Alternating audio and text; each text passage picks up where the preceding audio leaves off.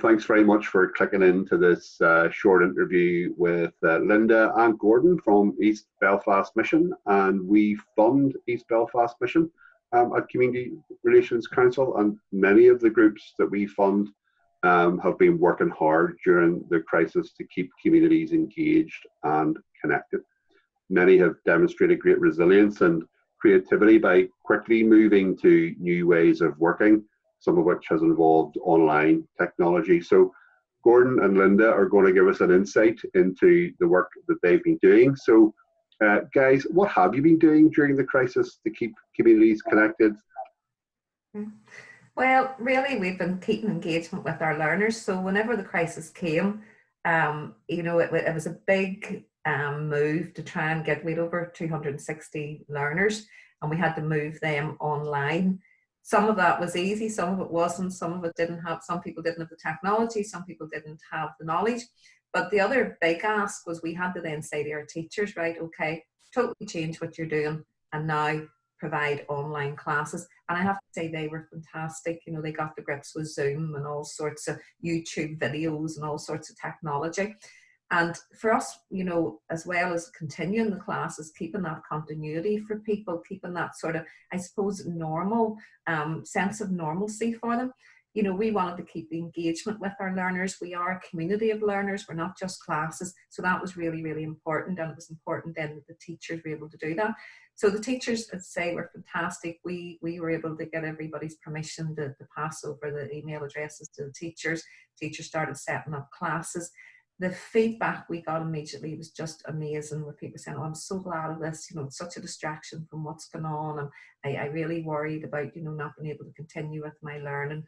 This is sort of helping me, it's given me something to do and something to think about, and just to know that other people are there. So whether we were contacting them by phone, email, through Zoom or whatever, you know, it was just very much about keeping that engagement with the learners. Mm-hmm. I can give a teacher's perspective. I found that I had to move quickly to PowerPoint and to visuals, and it takes a lot of work to put things together. Also, when you've got a class on Zoom, maybe 2 hours, I had a 2-hour class. Usually the class in Skinos are about 2 hours long, and you have 20 minutes break or something like that for tea. But I think you have to make it snappier. And maybe an hour, 15 minutes, or an hour and a half, because people get tired, and you have to keep people engaged. So you have to have a lot of visuals and things like that and keep people going. Mm-hmm. I find I was starting off with Skype, and I found it didn't work so well because I wasn't too sure who was in the group, and I tried Microsoft Teams, and I eventually moved to Zoom, which I found was easier. And I could tell who was in the group as well. We also got people joining us for the first time that we didn't know. And there's one learner I've had for about 10 weeks, and I've never seen her because she switches off the video. So we've had a lot of new people come in. I have a GCSE class, which I had 2 new people come in, and that was really good. They managed really well and caught up really quickly. Yeah. Yes. Another thing that we did, because we realized that not everybody could sort of interact with the Zoom stuff, and it was a way of getting new people in, was we sent out resources, worksheets, sound files, little songs, all sorts of things that they could manage at home, little challenges that they could do, and, you know, just to kind of from week to week. So I put a little thing online, and I ended up getting over 300 more totally new learners, you know, total beginners. So that was fantastic, and we have run, I think it's worked out like a 14-week program. There's a few then GAA clubs have actually asked for it and donated to us, and I've been asked them to use it, and a few other people who have wanted to use it as well. So it has been fantastic, and it's for us now, these are the sorts of things we have as an ongoing resource. Yeah, I think it's something we'll keep going, because one of the problems with Skinos, with the learners, is they don't get a lot of chances to speak Irish, and especially if they live far away from Skinos. So I think it's something we should keep going in terms of conversational Irish. Yeah.